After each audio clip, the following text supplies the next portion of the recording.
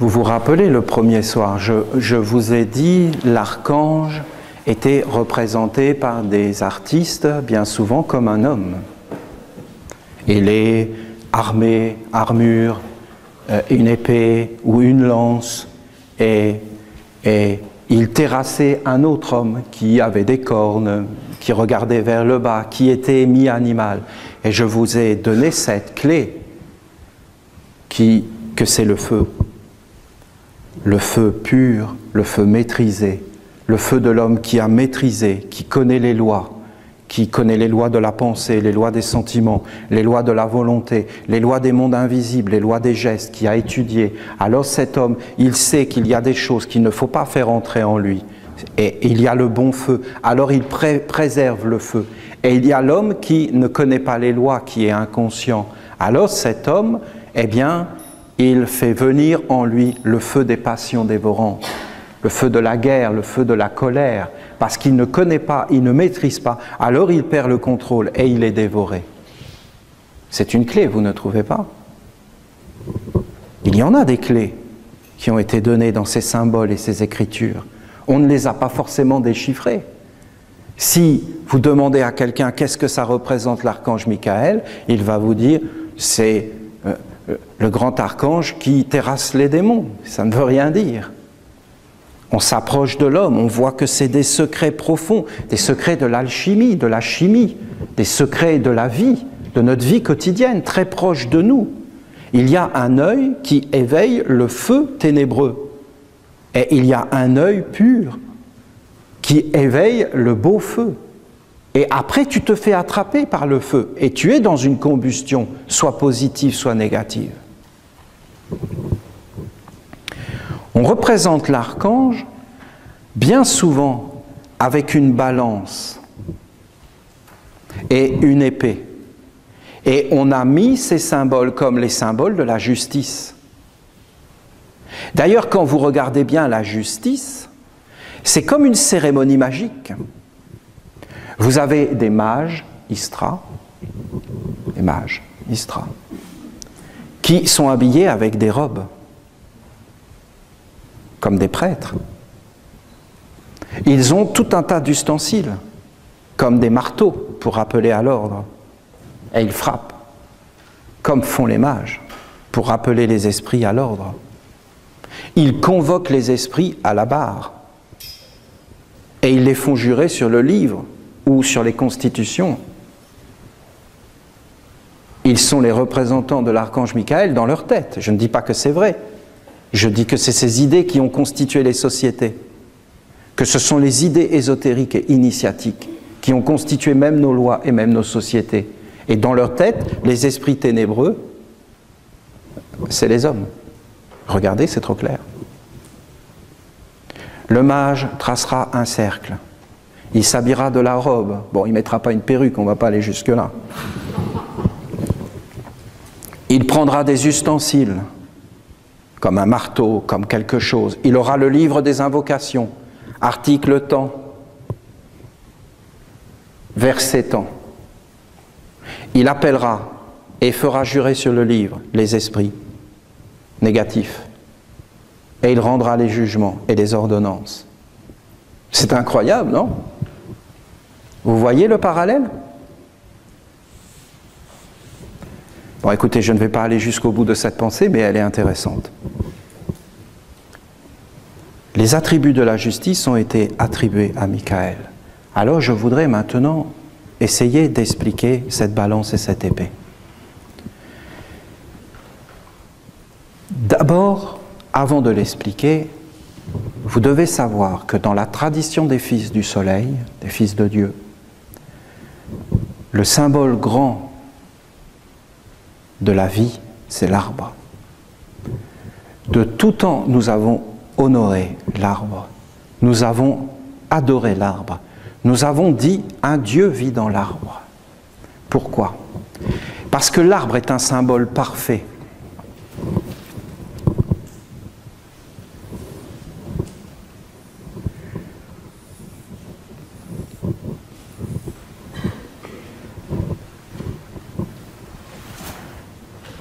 De la vie. Vous avez d'abord le monde des hommes, qui sont des racines. Qu'est-ce que fait un homme? Il cherche à faire son chemin. Il ne sait pas où il va. Il ne sait pas qu'il est dans une voie sans issue. La vie est dure pour une racine. Il faut sans arrêt se glisser, trouver des espaces, trouver à manger. Mais quelle est la destinée d'une racine? De faire vivre un monde supérieur. Mais est-ce que la racine le sait? Non. Est-ce qu'elle sait qu'il y a un monde supérieur? Non. La racine pense qu'elle vit pour elle, qu'elle est toute seule. En réalité, elle participe à tout un monde dont elle ignore totalement l'existence.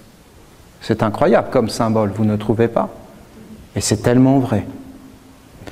Ce monde, c'est ce qu'on a appelé le monde du recyclage. Et les hommes vivent là. Il y a un monde qui est au-dessus. Et ce monde qui est au-dessus, c'est le monde du tronc. Qu'est-ce que c'est le monde du tronc? Le monde du tronc, c'est tu es sorti de l'état de racine et tu comprends qu'il y a un monde supérieur aux racines. Quand est-ce que tu vas dans ce monde du tronc? Tu vas dans ce monde du tronc quand tu poses ton corps sur la mer avec confiance et que tu t'endors. Ne croyez pas que c'est si naturel que ça. Dans un lointain, lointain, lointain passé, quand les hommes fermaient les yeux, ils étaient dans un état de méditation permanent et ils étaient en contact avec d'autres mondes. Le monde des racines était très faible et le monde du tronc était très fort. Les hommes vivaient dans le tronc et pas dans les racines. Alors, ils étaient en permanence dans un état de méditation. Et puis, tout doucement, ils ont perdu cet état de méditation. Et cet état de méditation est devenu quelque chose de très rare. Les hommes se sont mis à le chercher.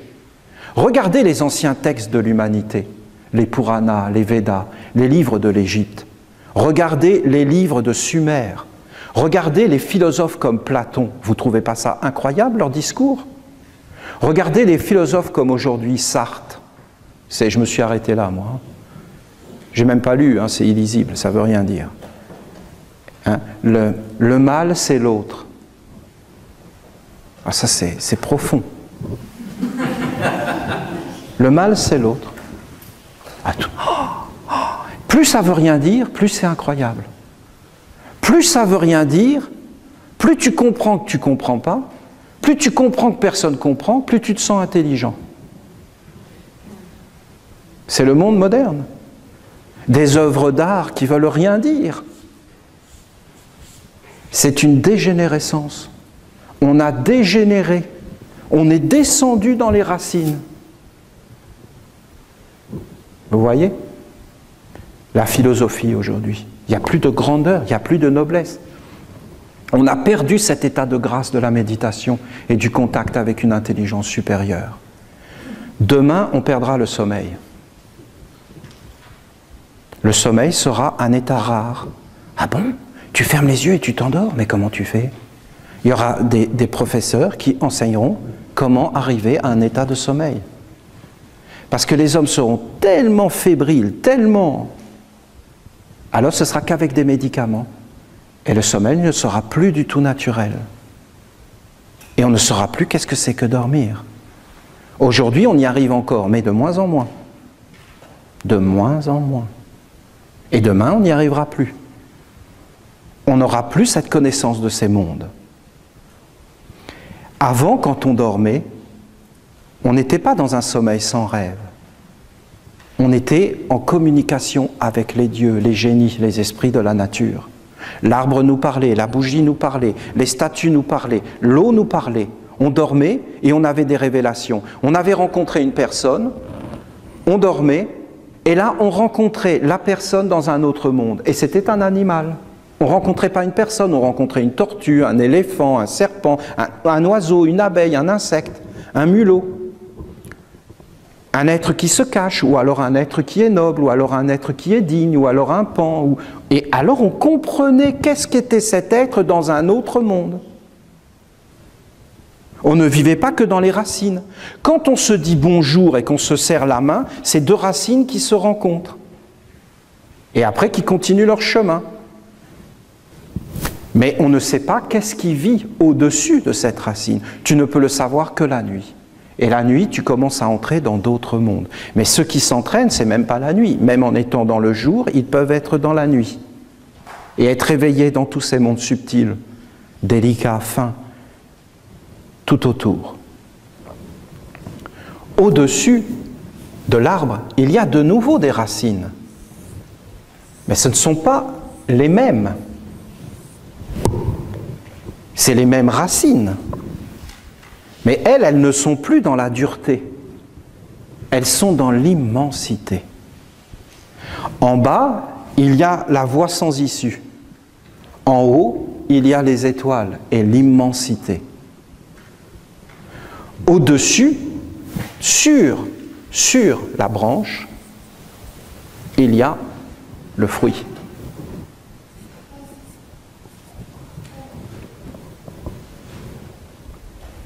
Qu'est-ce que ça nous dit?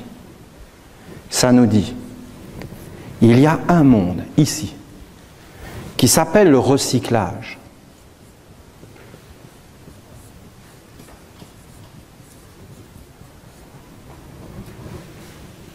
Ici, tout disparaîtra. Il ne restera rien. Il y a un monde ici qui s'appelle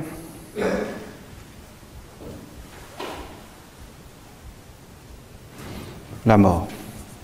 Je ne sais pas comment l'appeler. Écoutez, je l'appelle la mort. Je sais que ce n'est pas vraiment compréhensible ce que je dis. Ça s'appelle... C'est un endroit de passage. La mort, c'est un endroit de passage. La mort, tu dois passer, mais tu ne dois pas t'arrêter. Si tu t'arrêtes dans cet endroit, c'est fini. Si tu ne fais que passer, alors c'est bon. Mais si tu t'arrêtes, c'est fini. D'ailleurs, regardez les arbres, ils ne s'arrêtent pas dans cet endroit. Appelez-le astral. Vous savez, il y a les voyageurs de l'astral. Appelez-le l'astral. Là où il ne faut jamais aller. Il ne faut pas s'arrêter. Il faut passer, il ne faut rien ouvrir. Ensuite, vous avez les mondes plus hauts. Et ces mondes, en réalité, plus hauts, si vous regardez bien, ce sont les mondes d'éternité. Ce n'est pas vraiment l'éternité divine, mais c'est quand même une éternité. Pourquoi j'ai mis 2 pommes? Parce qu'il y a l'éternité du bien et l'éternité du mal. C'est-à-dire la semence. Parce que dans la pomme, ou dans le fruit, n'importe quel fruit, il y a la semence. Et la semence, qu'est-ce que c'est? C'est le nouvel arbre. La semence est de nouveau des racines. Au service de qui? Du tronc. Au service de qui? Des branches. Au service de qui? Du fruit. Au service de qui? De la semence.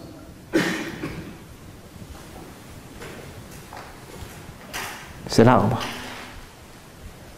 Semence de quoi et de qui? Qui tu es, toi, dans cet arbre? Et où tu es? Et au service de qui tu es? Et est-ce que tu es éveillé et conscient? Est-ce que tu sais? Est-ce que tu connais les mondes? Dans quel monde tu t'inscris? Ne me dis pas, « Oh, ça y est, Dieu me bénit. » Mais bien sûr que Dieu a béni l'arbre. Il bénit les racines, il bénit le tronc, il bénit les branches, il bénit le fruit. Il n'y a pas de problème. C'est pas je te dis Dieu te bénit. Dieu va te bénir en tant que racine. Et il te bénira quand tu seras recyclé. Ce sont des lois. Dieu bénit les lois. Il ne peut pas bénir ce qui n'est pas des lois. Il ne peut pas rendre éternelles les racines. Sinon, c'est fini. Les racines seront recyclées. Le tronc sera recyclé. Les branches seront recyclées. Le fruit connaît l'éternité. Vous savez qu'à l'intérieur de vous, il y a des cellules qui sont éternelles et immortelles et qu'il y a des cellules qui sont mortelles. Et il y a des cellules qui ne meurent jamais et qui se transmettent. Dans la nature tout entière, il y a des cellules immortelles, il y a des cellules mortelles. L'immortalité existe même dans le monde des hommes et elle perdure. Jamais ces cellules ne meurent. Elles restent toujours intactes. De même, le pommier et l'image du pommier demeurent.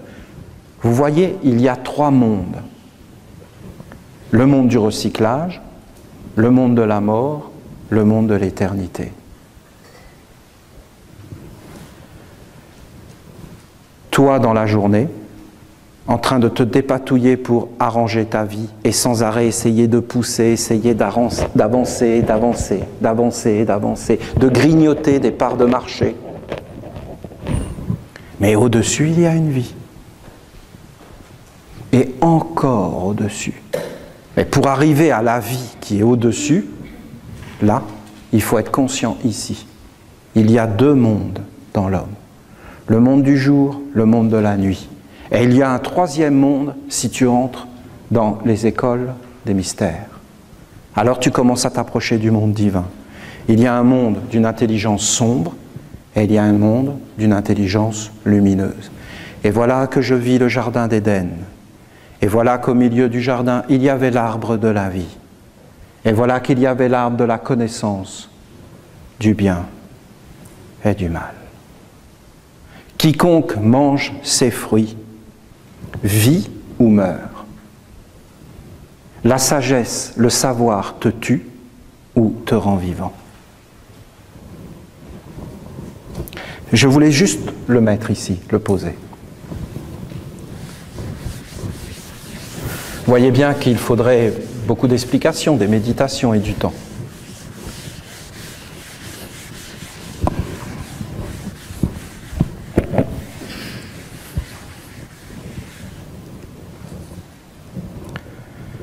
Ces 3 mondes, nous les retrouvons de cette façon.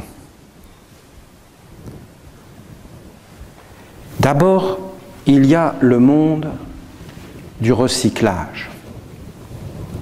Vous avez l'homme qui est posé sur la mer.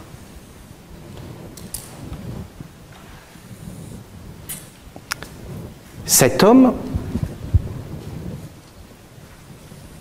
au-dessus de lui, il y a un monde. Et lui, il est posé sur la mer. Mais cet homme, qu'est-ce qu'il dit? Qu'est-ce qu'il pense? Comment il est? Il dit, je suis vivant dans mon corps. Et je vis pour mon corps. Dans le monde, je dois faire ma place. C'est ce qu'a dit l'archange ce matin. C'est jusqu'à 30 ans, 35 ans. Qu'est-ce que c'est la terre? La terre, c'est rien. C'est la terre, on s'en fout. Qu'est-ce que c'est les arbres? Mais c'est du bois de chauffage. Qu'est-ce que c'est l'animal? Mais c'est bon dans mon assiette. Ou ça tire la charrue, ça sert à rien, on l'élimine. Et on remplace tout ça par des machines. Et on va à la rentabilité. Qu'est-ce que c'est l'homme? Mais l'homme, on s'en moque. L'homme, c'est au travail, et puis c'est la rentabilité, c'est l'économie. Vous voyez bien qu'au-dessus, il y a un monde, au-dessus de cet homme. Mais cet homme, on est inconscient. Dans notre tradition, on appelle cela, en fin de compte, le côté satanique.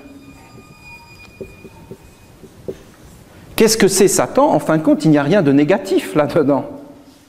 C'est pas négatif, c'est en fin de compte le recyclage. C'est très à la mode aujourd'hui, on ne parle que de ça. Et vous savez pourquoi on ne parle que de recyclage? Mais parce que tout simplement, c'est le côté satanique. On engendre des déchets. Plein de déchets, plein de déchets, plein de déchets, dont on ne sait plus quoi faire. Parce que c'est une société qui a perdu les pédales. Le sens du courant. Le côté déchets, dans la vie, tu ne dois pas produire de déchets. La nature ne produit pas de déchets, parce que le côté satanique est mis à sa place. Mais aujourd'hui, on produit des déchets nucléaires pour des millions d'années. Vous entendez? Des millions d'années à être recyclés. Le polystyrène, par exemple, ça ne se recycle plus. Tu ne peux pas le recycler. C'est terminé. C'est un produit qui n'est pas biodégradable. C'est un produit satanique pur. Parce qu'en réalité, un monde apparaît qui n'est pas naturel et qu'on ne peut plus enlever. Et qui met ce monde en place? Mais les hommes. Ils donnent un corps à ce monde. Il le fait vivre sur la terre et on ne peut plus le recycler. La nature, il n'y a rien de mal dans la nature. Tout est à sa place. Tu manges la tomate, tu la redonnes à la terre. Et ce que tu as redonné à la terre forme l'humus qui redonne des tomates encore plus riches. Tout est dans une harmonie et il n'y a pas de mal. Alors, le premier, c'est ça. C'est le recyclage. Le deuxième homme qui est posé sur la terre, c'est ce que notre tradition a appelé Lucifer. Lucifer, c'est déjà plus sympa. Lucifer, c'est la mort. C'est le tronc. Lucifer, lui, c'est les concepts. C'est ça qu'il aime, lui. Les concepts, il adore ça. Les concepts faux, bien sûr. Par exemple, lui, il va dire, Lucifer, la terre, c'est notre mère. Il faut absolument être écologique. Et il faut prendre soin de ta mère. Tu vas réduire tes douches, tu ne vas plus te laver. Et on va mettre des taxes partout. Et on va faire ces choses. On va faire des stations d'épuration.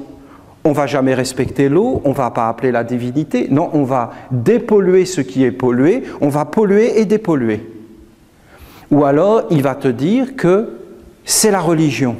Il adore la religion. Il adore toutes les religions, le christianisme, toutes ces choses. Il adore Lucifer, parce qu'il aime que les hommes prient, que les hommes fassent des actes de générosité, de prendre soin, d'amener la charité. Plus il y a de charité, plus ça ne marche pas. Les hommes doivent être placés dans la dignité et dans le travail.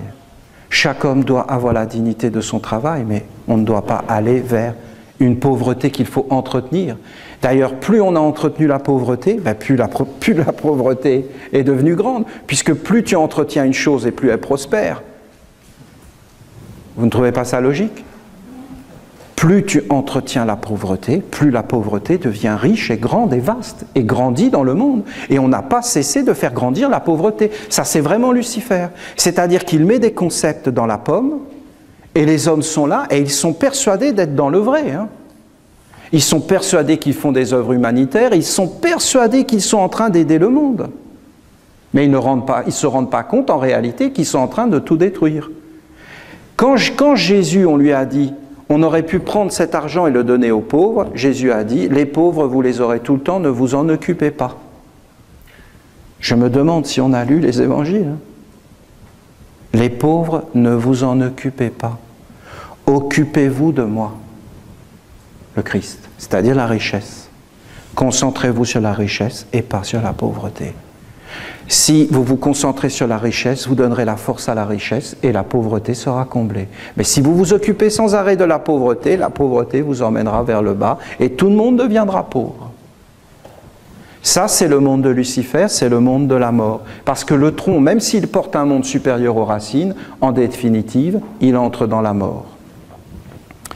Ici, vous avez la terre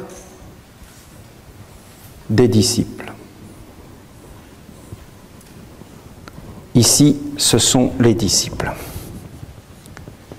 Qu'est-ce que c'est un disciple? C'est un homme qui entre dans la discipline. C'est la base, disciple, discipline. Il n'y a pas de disciple sans discipline. Cet homme sait donc qu'il y a des règles et des lois. Il sait qu'il y a des racines, il sait qu'il y a un tronc, il sait qu'il y a des branches, il sait qu'il y a des fruits. Cet homme étudie les lois de la vie. Il sait, moi, homme, je suis posé sur les pierres, et les pierres sont en moi, comme mes os, une stabilité. Je suis posé sur les plantes, et les plantes sont en moi, comme une aspiration vers la beauté. Je suis posé sur l'animal, et l'animal est en moi, comme des sens, comme des sentiments, comme des émotions, comme des forces autour de moi. Je suis un homme, il y a en moi la pensée, le corps, la volonté, les sentiments, la pensée, minéraux, végétaux, animaux, hommes. La terre sous mes pieds, c'est la terre de ma volonté. Ma volonté, c'est la terre sublimée. Mes sentiments, c'est la terre. qui rentre dans la terre des sentiments. Ma pensée, c'est la terre qui pense. Je suis la terre qui pense. Je suis la terre qui aime, qui sent. Je suis la terre qui veut. Je suis la volonté de la terre. La terre, ce n'est pas quelque chose d'abstrait. Ce n'est pas une écologie. Ce n'est pas une mer abstraite. C'est l'essence même du corps, de la volonté, des sentiments, de la pensée. Alors le disciple est sur la terre. Vous voyez? C'est la terre. Ici, c'est la terre, terre des disciples. Mais cette terre des disciples, c'est une terre des actes, à travers le corps, c'est une terre des rites, à travers la volonté, c'est une terre de la dévotion à travers le cœur, et c'est une terre de l'étude à travers la tête. Alors il sait qu'au-dessus, il y a une cause. Il y a une cause. À toute chose, il y a une cause, un principe, une semence. Il y a la mauvaise semence, livrée, qui va conduire la pensée, les sentiments, la volonté et les actes à détruire la terre ou à amener des faux concepts, à enfermer les êtres dans la mort, où il y a la semence qui va amener la vie et qui va libérer les êtres. Il est un disciple. Vous voyez, la balance de Michael, elle est là.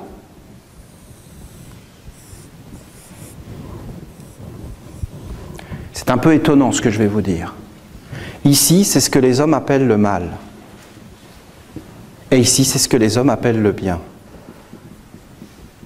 Mais nous, on sait, bien, mal dans le monde des hommes, c'est pareil.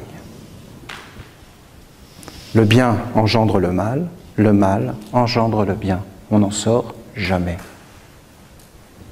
Il y a l'éternité, vous comprenez? Le recyclage, les racines, le tronc, les concepts morts, l'éternité. La balance de Michael équilibre ces deux mondes. Si l'humanité, comme aujourd'hui, est en train de basculer dans le côté satanique, c'est-à-dire matérialisme à fond, alors c'est un déséquilibre. Il faut l'équilibrer par la spiritualité, même si elle est fausse. Ça équilibre le monde des hommes. On peut mettre des hommes, des noms ici. Par exemple, vous voyez, un Adolf Hitler, il était là. Et un Gandhi, il était là. Un Staline, il était là. Et Einstein, il était là. Le pape Benoît, le dernier qui a été beaucoup, il était là, par exemple. C'est des êtres de bien dans le monde des hommes. Mais ils ne passent pas dans les mondes de l'éternité. Ils restent dans le tronc, mais pas dans des mondes supérieurs. Ils n'entreront pas dans les mondes supérieurs. Ils sont inexistants dans ces mondes-là. Ici, vous avez l'épée de l'archange Michael. C'est l'épée.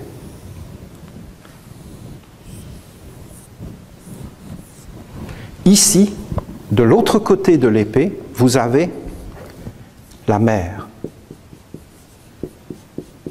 Vous avez les minéraux, vous avez les végétaux, vous avez les animaux,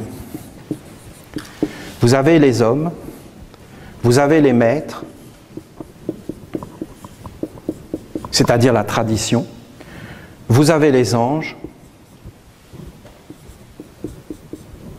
les archanges, les dieux, le Père.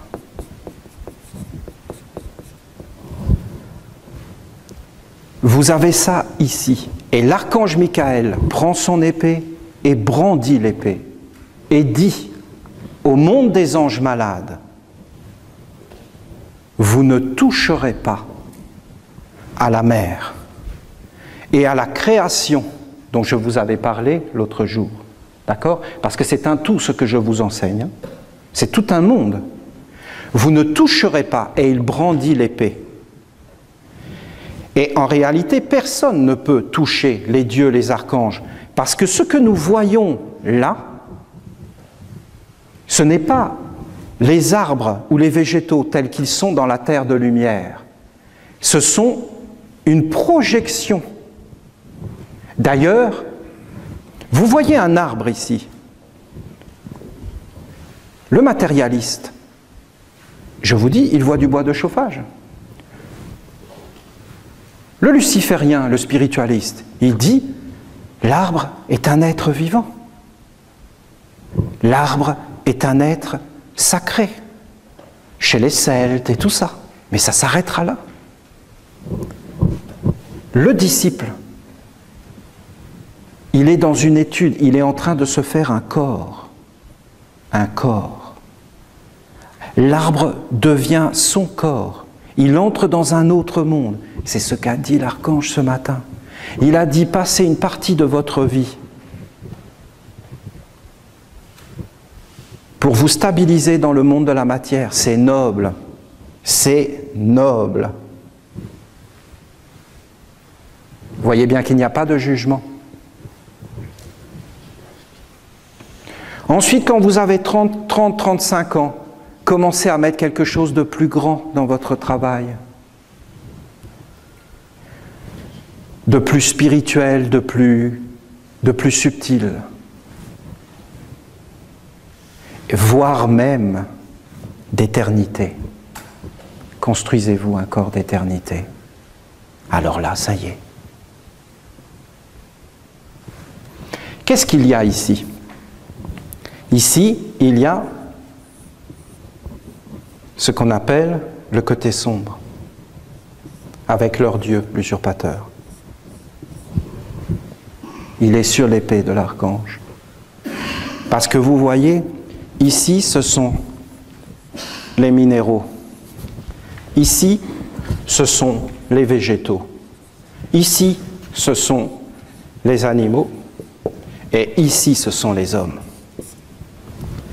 Et eux, ils ne veulent pas qu'on soit des hommes.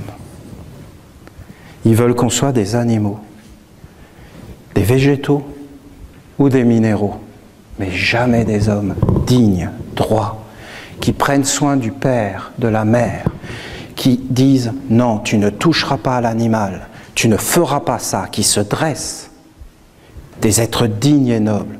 Qu'est-ce que ça veut dire les Roms, que la France est en train de chasser d'une façon ignoble? Rome, ça veut dire homme. Qu'est-ce que ça voulait dire Cheyenne? Ça voulait dire être humain.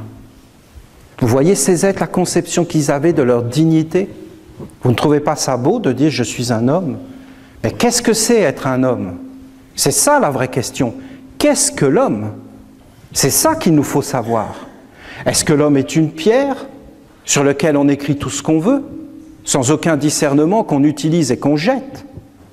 Est-ce que l'homme est une plante qui ne fait que de se légumer en regardant toutes les beautés qu'on agite devant lui et qui sont complètement illusoires, la technologie? Je vous demande qu'est-ce qu'il va rester de tous ces films regardés, de toute cette musique écoutée? Est-ce que l'homme est un disciple, c'est-à-dire un être qui commence à étudier les lois, qui commence à entrer dans l'étude, dans la dévotion, dans les rites et dans les actes sacrés, qui commence à poser des actes et à se faire un corps pour aller vers des mondes supérieurs? Alors l'homme pourra passer cela. Vous savez qu'est-ce que c'est ce métal? Jésus a dit, qui frappe par l'épée périra par l'épée. L'archange Michael ne frappe personne. L'archange Michael montre son épée et dit, regarde-toi toi-même dans le miroir du métal. Prends conscience de qui tu es. Les êtres qui sont là, sur cette épée, ils savent exactement qui ils sont. Et quand tu les regardes, tu dois traverser, regarder dans nos mystères. Quand tu as les 6 lunes, on te donne une plaque d'argent. Cette plaque d'argent, la plaque d'Uriel, c'est l'épée de Michael. Si quand tu regardes cette plaque, tu vois un monde sombre, c'est toi que tu vois. C'est ton miroir, tu te vois dans le miroir. Tu vois à qui tu appartiens et quels sont les actes de ta vie. Si dans cette plaque tu vois un ange et que cet ange te parle, ça veut dire que tu as passé. et que tu appartiens à la lumière, alors un ange vient vers toi. Tout ce monde-là, c'est le monde des hommes. C'est le monde des hommes. Pourquoi le côté sombre se tient ici, entre les disciples de la lumière et le monde divin de la mer? C'est parce qu'aujourd'hui, le mal est vraiment puissant sur la terre. Et que l'usurpateur s'est emparé de toutes ces choses. Alors maintenant, je veux finir là-dessus. Qu'est-ce que nous voulons faire, nous les Esséniens? Nous voulons, notre projet, nous voulons créer un corps d'éternité, ici, pour les Esséniens. Et nous voulons amener ici des forces pour renforcer cette balance-là. Et bien sûr, affaiblir celle-là. C'est-à-dire que nous voulons revivifier le christianisme. Nous voulons revivifier le bouddhisme. Nous voulons donner de la force à la Constitution des droits de l'homme. Nous savons que ce n'est qu'un tronc. Nous savons que c'est une illusion. Mais nous avons besoin de cette illusion dans le monde des hommes. Nous avons besoin de droits de l'homme puissants. Mais comment vous allez faire? Mais c'est très simple. Nous n'agissons pas dans les racines. Nous n'agissons pas dans les troncs. Nous agissons directement dans les fruits, dans les mondes supérieurs, à travers les égrégores, à travers les génies, à travers les esprits. C'est au-delà de la nuit. Tout ce que tu écris ici, si tu sais le faire, ça se réalise, ici et ici. C'est une science sacrée. Comment nous allons faire ce travail? C'est très simple. D'abord, il y a la ronde des archanges, qui est le passage. Ensuite, nous allons ouvrir des loges. Et dans ces loges, il va y avoir l'étude, la dévotion, les rites et les actes. C'est-à-dire que dans les loges, nous allons accomplir des rites comme je vous l'ai montré ici. Vous allez apprendre comment allumer une bougie en mettant des paroles, des pensées. Vous allez apprendre en fin de compte à devenir des hommes et des femmes créateurs, capables d'agir dans les mondes. Et quand nous serons suffisamment à être formés, nous allons commencer à lancer une opération conquête des égrégores. C'est-à-dire que l'égrégore de la vache, nous allons l'investir volontairement et consciemment parce que nous aurons créé un corps pour le faire et nous commencerons à écrire ici qu'est-ce que c'est la vache pour les Esséniens. À partir du moment où nous l'écrivons ici, ça sera écrit dans le monde entier et les êtres ne pourront plus l'ignorer. Nous éditerons des livres, nous placerons notre savoir sur Internet, nous expliquerons tout ce que nous disons de la vache et beaucoup d'êtres vont commencer à le capter parce qu'en fin de compte, ils ne sont que des racines et des troncs et que quelque part, ils font ce qu'on leur dit. Je suis désolé de dire ça, mais c'est ainsi. Ils obéissent à des principes supérieurs. Or, aujourd'hui, plus aucun homme ne se lève et plus aucun organisme ne veut être au service d'un monde divin, sacré et de l'éternelle alliance. Les religions ont abdiqué. Ça ne veut pas dire qu'elles ne sont pas bonnes. Ça veut dire qu'elles ont été investies dans leur être supérieur. Il faut maintenant amener des forces. Olivier, quelle prétention! Mais écoutez, je vous ai parlé de cette vallée, de cette clairière. Quand tu as vu quelque chose, que c'est vrai, que c'est beau, tu ne dois pas tout faire pour l'amener à la perfection dans ce monde sur la terre. Vous ne trouvez pas ça juste et légitime? Il y a tellement d'êtres qui sont prêts à soutenir des causes humanitaires, des causes pour le bien commun. Je n'en vois pas de plus grande et de plus belle. Depuis des milliers d'années, une telle cause n'a pas été présentée à l'humanité aussi clairement que je vous l'ai apporté. Les mécanismes de comment ça fonctionne n'ont pas été expliqués aussi clairs. Alors on va dépenser des millions et des milliards pour le football, pour les Jeux Olympiques. Et on ne va pas dépenser pour une telle idée grande et belle. Vous ne trouvez pas qu'elle est juste et légitime? Vous ne voyez pas que c'est troublant tout ce que je vous dis? Vous ne voyez pas qu'il y a une science réelle, profonde, qui est prête à agir et que si on s'en donne les moyens, on peut réellement faire pencher la balance de ce côté-là? Non pas pour juger, parce qu'en réalité, si la balance tombe ici, tout le monde sera détruit. Personne ne le veut. Tout le monde veut qu'il y ait un équilibre. Et il faut maintenant nettoyer cette épée pour pouvoir repasser de l'autre côté. Dans ta vie terrestre, à la fin de ta vie, n'attends pas la fin de ta vie pour comprendre ce que j'ai essayé avec force. Voyez bien qu'il y en a de l'énergie derrière tout ce que je vous enseigne. Voyez bien que ce n'est pas un chemin facile que j'ai choisi. Vous voyez bien qu'en réalité, quand tu arriveras à la fin de ta vie, si tu n'as vécu que là, enlève ça, parce que c'est un concept faux. C'est luciférien tout ça. Il n'y a pas de mal. Il n'y a que de la pauvreté et du désespoir. Vous comprenez? Il n'y a pas de jugement et pas de mal. Les hommes sont perdus, c'est ce que je pense. Ici, oui, ici il y a un mal. Ici, ils savent ce qu'ils font. Ici, ce sont des menteurs. Ici, ce sont des traîtres et des hypocrites. Ici, ce sont des êtres malfamés et malfaisants. Ici, ils savent très bien ce qu'ils font. Ici, ils ont fermé toutes les portes. Ici, ils veulent conduire tous les êtres en esclavage, parce qu'ils savent que les portes de l'éternité leur est fermées, alors ils veulent vivre dans ce monde-là, et faire que ce monde-là ne puisse plus avoir accès à ce monde-là. Et écoutez, leurs actes parlent pour eux, et leurs fruits de leur arbre montrent qui ils sont. Ils ont conduit tous ces mondes-là vers la profanation. Ils n'ont eu aucun respect pour les dieux, ni pour les archanges, ni pour les anges. Ils n'ont eu aucun respect pour le Père. Ils ont foulé aux pieds ses paroles et sa religion. Et ils ont tué tous ses envoyés.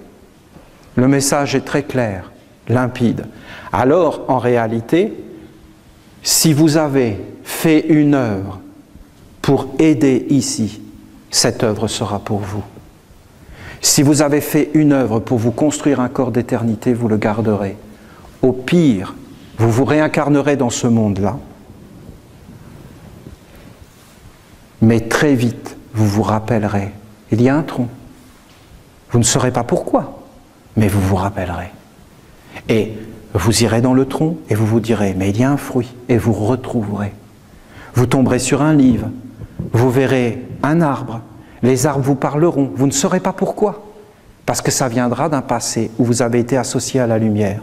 Alors vous ne serez pas perdu, mais c'est quand même dangereux, parce qu'il y a plein de pièges dans cette histoire-là.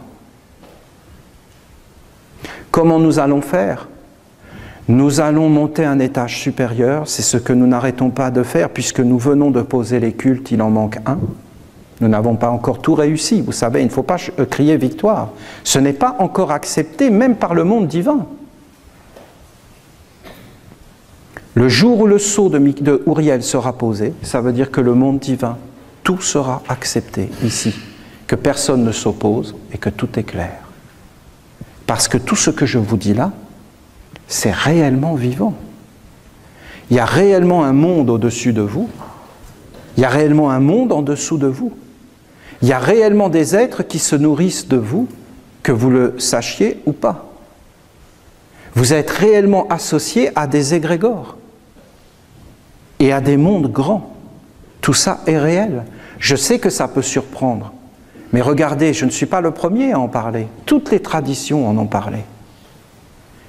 Simplement, aussi clair que ça, avec tout le chemin tracé, non. C'est vraiment une chose unique qui est en train d'arriver. Alors ce que je vous dis, ici, c'est le temple. C'est le lieu où vous entrez. Vous y êtes en ce moment même. Vous êtes ici en ce moment. Peut-être que vous n'y êtes qu'avec votre corps.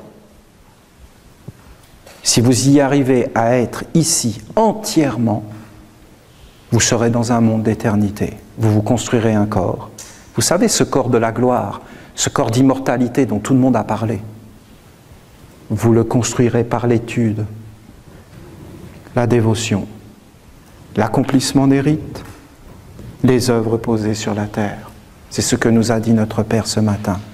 L'œuvre, l'acte, l'œuvre, si ton travail est relié à un monde supérieur, ça y est, quelle beauté, quel bonheur. Non, vous ne trouvez pas? Et vous voyez bien qu'on devrait amener ça jusque-là. Et d'ailleurs, si on arrive à l'amener jusque-là, eh bien, tout le reste suivra. Tout le reste suivra. Parce que les racines seront bénies et tout sera béni. Vous ne trouvez pas que c'est un plan merveilleux? Vous ne trouvez pas que c'est plus clair? L'épée et la balance? Vous savez que ça mérite d'être étudié, ça. Vous allez en découvrir des choses que vous ne pouvez même pas soupçonner. Je peux même vous dire, vous placez ce dessin méditatif bien fait par Olivier, pas moi, mais l'autre qui est là-bas,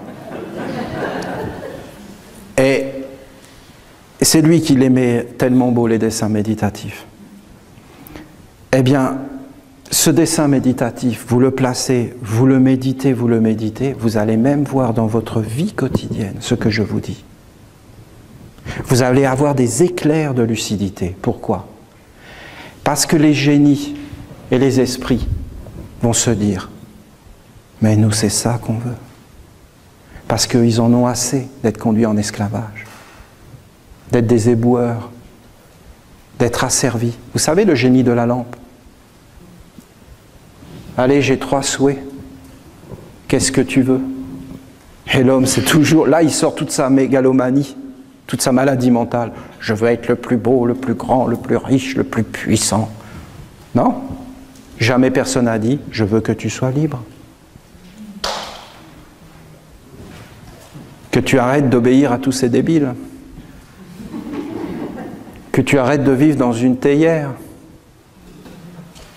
On a asservi les génies. On a asservi les égrégores.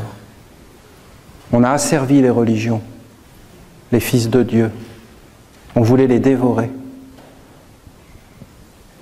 Ça, ce n'est que beauté. Et d'ailleurs, tous les êtres veulent ça, au plus profondeur. La libération et un monde, à part ceux qui sont là. Ils enlèvent le miroir, ils cachent les choses, ils brouillent les pistes, ils nous empêchent d'être dignes. Ils font des lois pour qu'elles soient violées et pour qu'on ne sache plus où on est. Ils disent des choses et ils font le contraire. Ainsi, tout est brouillé. On ne sait plus qui est qui, quoi faire, on est perdu. Écoutez, je pense que ça va plaire à mon père, Michael, que j'ai un peu expliqué qui il est. Parce que vous savez, les archanges, eux aussi, ils voudraient qu'on les comprenne dans notre monde et qu'on arrête de s'approcher d'eux avec des petites médailles et des choses et des gris-gris et de l'idolâtrie et de la superstition. On doit s'approcher par l'étude, le savoir. On doit comprendre ce que l'on fait dans la vie. On ne doit pas être des superstitieux, des êtres qui croient des choses dont personne n'a vérifié l'exactitude. Ce qui est en bas doit être comme ce qui est en haut, et ce qui est en haut comme ce qui est en bas. C'est la grande parole d'Hermès, c'est la parole de Jésus sur la terre comme au ciel. Écoutez, j'espère que je vous ai été utile et que j'ai apporté un peu de clarté à notre tradition éternelle qui a éclairé l'humanité depuis bien des siècles et des temps.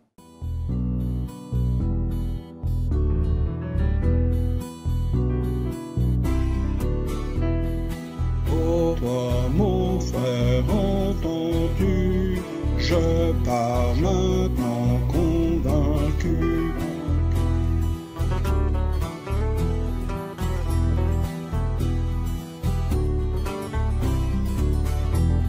Je pars vers la terre de la liberté, au-delà du monde des opprimés. Oh toi, mon frère, entends-tu, je pars maintenant convaincu. Dis-moi où est la terre des merveilles, dis-moi où est le nouveau soleil. Je pars vers la terre de la liberté, au-delà du monde des opprimés.